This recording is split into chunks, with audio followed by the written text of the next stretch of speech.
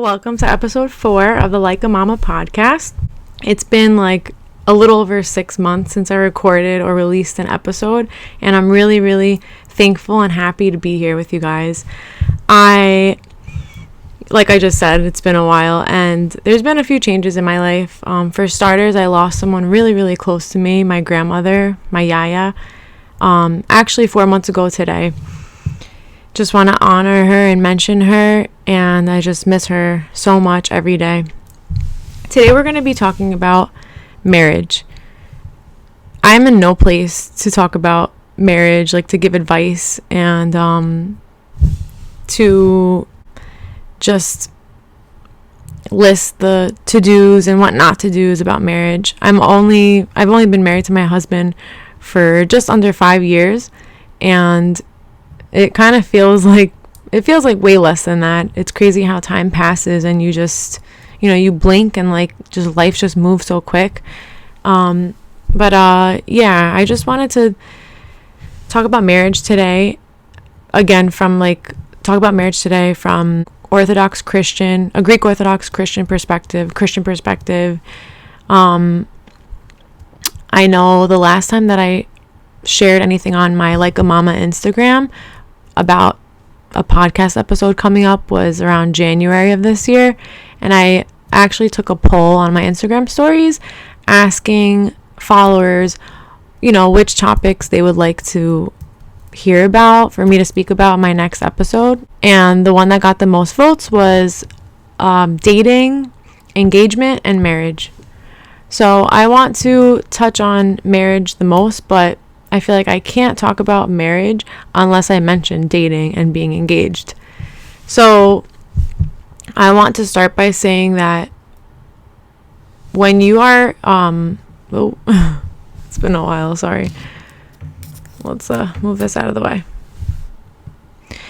So I just want the main point of episode 4 of this episode to be that to remind you that there's no such thing as a perfect relationship, a perfect marriage. I feel like as a millennial, our generation tries to give off the picture of their marriage that it's perfect, it's picture perfect on Instagram or other social media. But no, we all are imperfect. Therefore, we can't have perfect marriages. That being said, we can work at having an amazing marriage, close to perfect marriage or relationship, especially one that focuses on Christ and how to be more like him. And I feel like that's actually a really important point. When we focus on Christ as a married couple, that is the goal, to be like him. And when we try not to lose focus on him, we end up being stronger as individuals and as a married couple together. Where am I going with this? So what I'm trying to say is that I don't think any married couple, especially a Christian couple, is perfect. Marriage, I'm still a rookie because we've only been married for 4 years. We're going to be married 5 years this October, which is a big accomplishment, but that is nothing in, comparison to couples that have been married for 30 years, 40 years and more. 5 years is like the blink of an eye in this life, and in eternity, forget it. 5 years is nothing. It's like a speck. So I don't want to sit here and say that I have all the wisdom and all the answers. I don't at all. We don't at all. But I do want to say that if you've never come across a message, on social media or in person, I want this podcast episode to let you feel like you're not alone. My husband and I have had struggles, and we still do sometimes. We don't always treat each other the way we wish we did, or we don't always I think we're so comfortable with each other that we take each other for granted at times. So if there's one takeaway I want you to take from this episode, it would be that you're not alone. Like, don't sit there and wonder, oh my gosh, are we the only couple? Are we the only Orthodox Christian couple? Are we the only Christian couple that argues or that like isn't getting along in this season of life? Or I feel like we could be much stronger, doing much better as a married couple. You're not alone. I think it's really, really important in today's day and age as well to have someone or people around you or online to remind you and admit, like, yeah, you're not in this alone. You're not supposed to be perfect. Your marriage is not supposed to be perfect. Your engagement is not supposed to be perfect. Your relationship as dating one another is not supposed to be perfect. I think we have to stop putting up a front and acting like it is perfect. There's no way it's not. There's no way it is. We're human beings. We're all sinners. We all have good qualities. We all have bad qualities. We can be annoying as partners and spouses. We can be great to be around as partners and spouses. You know, it depends on our moods or like our relationship status with God. Like, are we praying to God? Are we staying close to Him? Are we trying, like in our hearts, are we at least trying to be better spouses, better support systems, and better partners to our husbands or wives? I have this book called Marriage After God, and it's by Aaron and Jennifer Smith. I love that it's like a play on words, marriage after God, because it literally can mean a marriage after God, like a marriage sought after, God is being sought after in the marriage, or that God comes first. So first God, then marriage, which is the order, always, as it should be. So I was reading a little bit of this book recently, and I underlined these points that I really, really, really wanted to share. I just felt it on my heart that I love them, and I felt like I had to share them. So if there's another thing you take away from this episode, this would be it. So in the introduction of this book, the authors Aaron and Jennifer Smith write, God, your provider and your heavenly Father, has unlimited resources and immeasurable creativity. I love that. God, who is patient and loving, is pursuing you and your spouse every single day, inviting you to participate in the extraordinary things He is already doing. Then later on they write, belief is powerful. Belief propels people from a place of dreaming to a place of doing. Belief in God is confidence and trust in Him. Believing God made you and your marriage with great purpose is the beginning of an incredible adventure you will never regret. Love that so much. I read those lines and I was like, wow, this is exactly what I needed right now. Then there's a bunch of other sentences that I highlighted that I loved and really want to share with you guys. It goes, we said yes to God when we decided to stay together, when it felt easier to walk away. Not all of our yeses to God were easy. However, our mutual desire to please God is what helped us to say yes and to persevere. I love that too. We didn't know exactly what it would look like when we got married, but we were willing to explore the opportunities God had for us as a married couple. God is extraordinary, and He longs to bring His extraordinary into our lives. I absolutely love that so much. Okay, actually I have more notes here. Okay, then they write, oh, I love this. It talks about the enemy, Satan, the devil. Our journey has not been void of the enemy's attacks to thwart God's purpose for our marriage. In fact, the enemy's flaming arrows, in combination with our own sin, almost destroyed our marriage.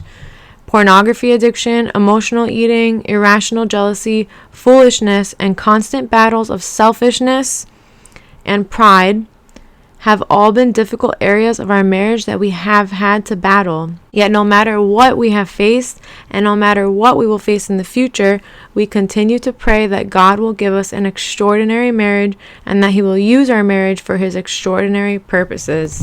I absolutely love that so much. I think it can give you so much hope as a young wife, or as a newlywed.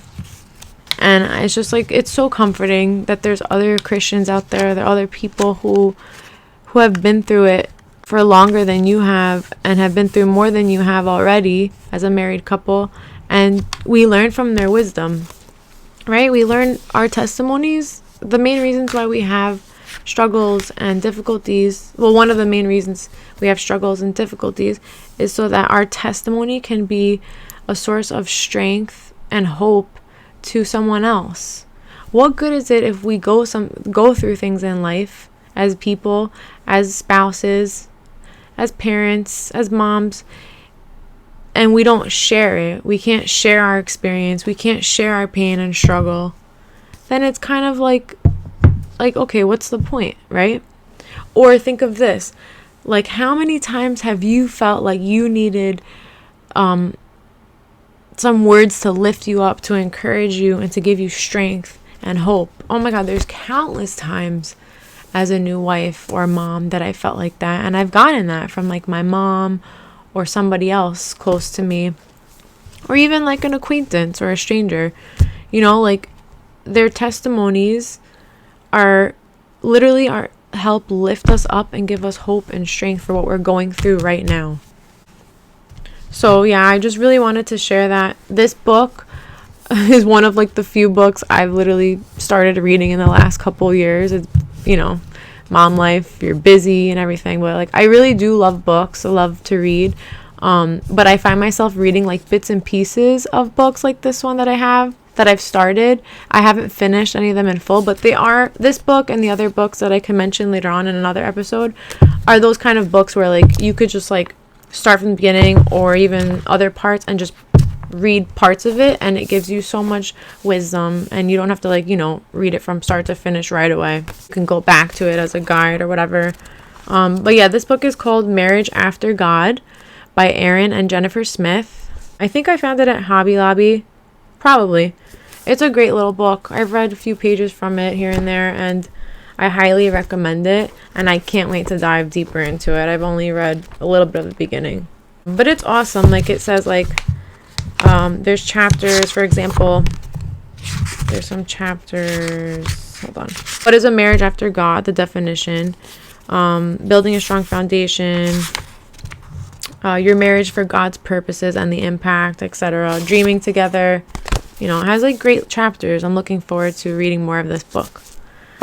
So I wanted to just like really stress that, my marriage is not perfect, and I'm pretty sure the girl you follow on Instagram from high school, like, her marriage is not perfect.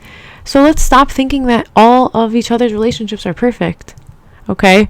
Even when you're engaged, should be like a happy time, exciting. Could be like a little overwhelming. You might feel butterflies or anxiety. Anxiety is not from God, it's from the devil. But as humans, we experience it, unfortunately, sometimes. When you say yes to someone, to marry them, it's a big commitment. You're going to be with them the rest of your life, God willing. And I think being engaged is a beautiful thing. When you find the right person, you say yes to spending the rest of your life with your best friend. And that's beautiful.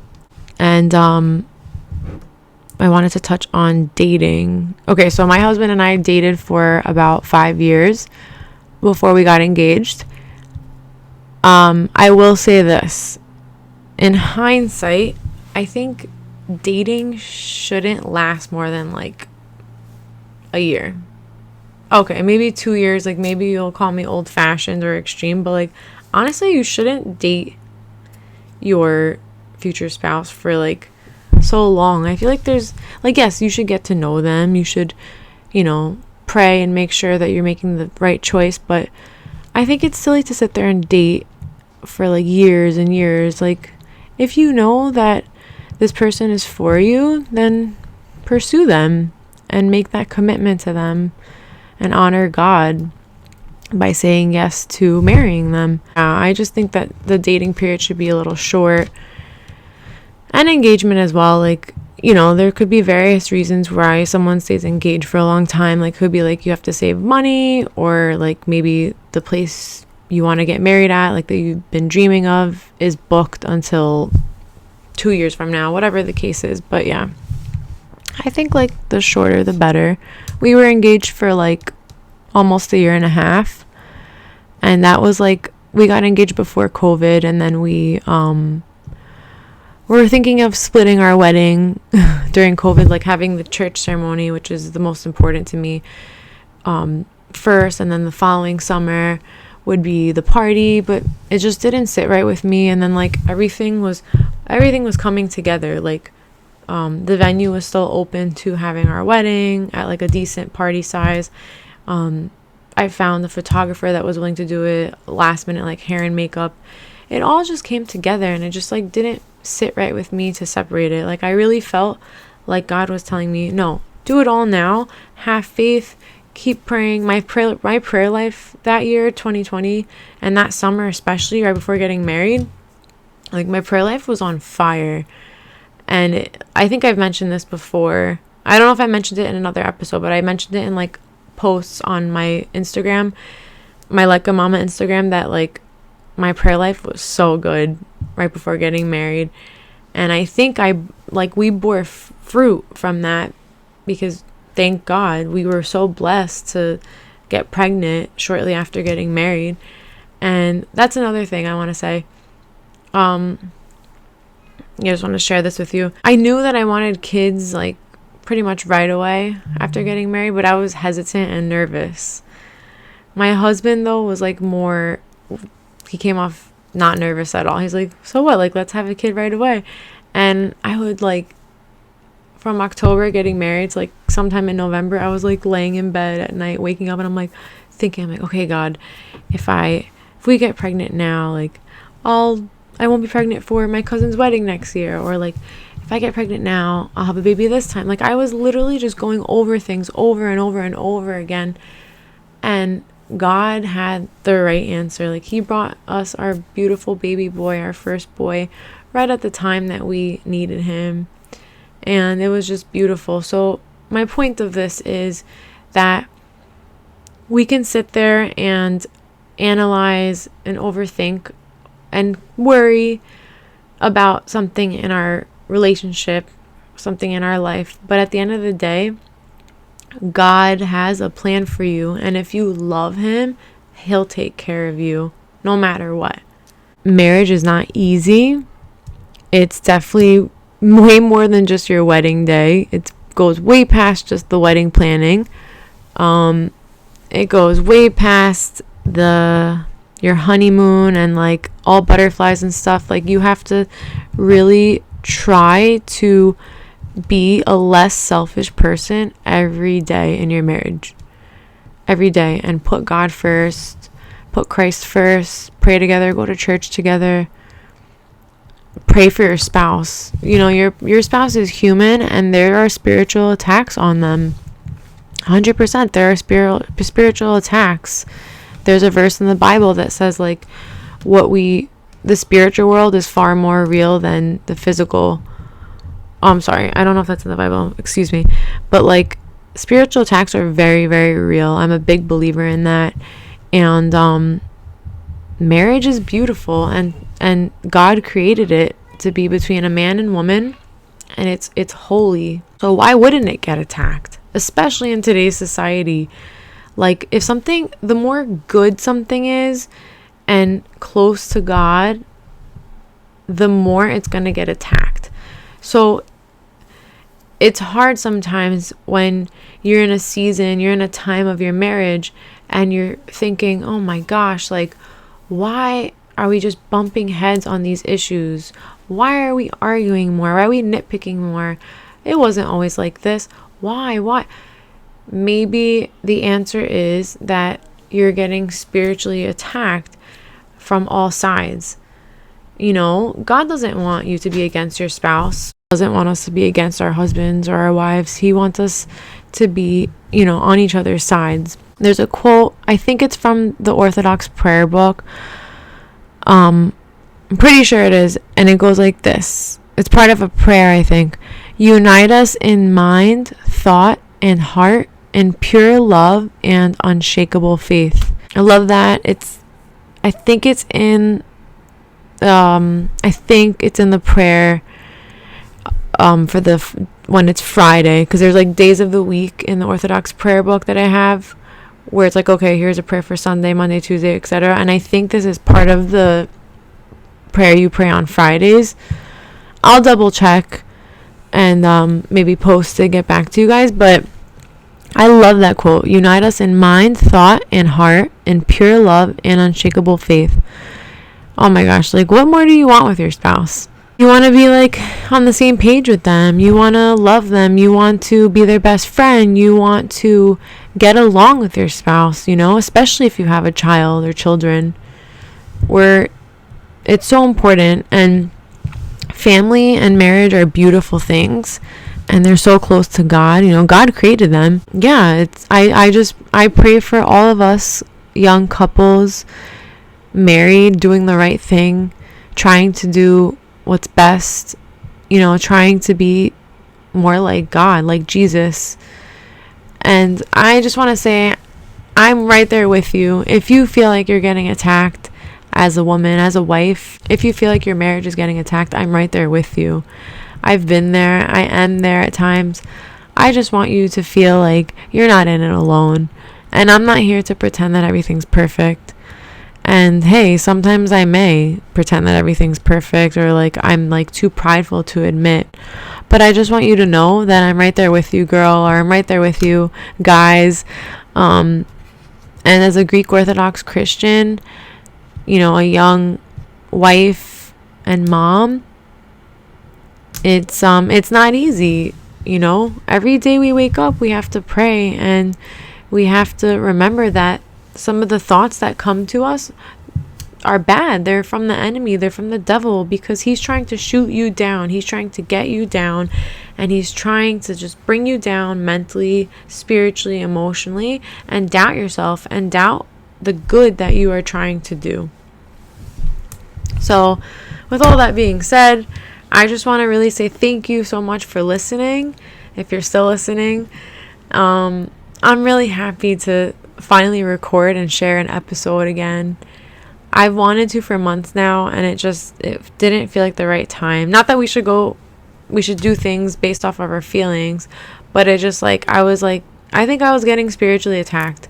My confidence was just shooting down, and I kept doubting myself, and I'm like, okay, to most people, you're not really known as a talker. Only if I feel comfortable with someone, if I have something in common, I'll really talk or open up with you. I feel like that about myself. But you know what? Who am I? If I feel it on my heart that God wants me to talk about this, then forget what I think of myself or what others think of me. That's not important. Maybe this message will help one wife, just one or two wives, and help them feel like they're not in it alone. And if that's what God wanted to accomplish through me, then so be it. I'm all for it. Thank you so much for listening to episode 4 of the Like a Mama podcast. Share with a friend, leave a comment. I'd like to know your thoughts on what you think about this episode, and if you like this content and what you'd like to hear more of. Thank you guys. Bye. See you next time.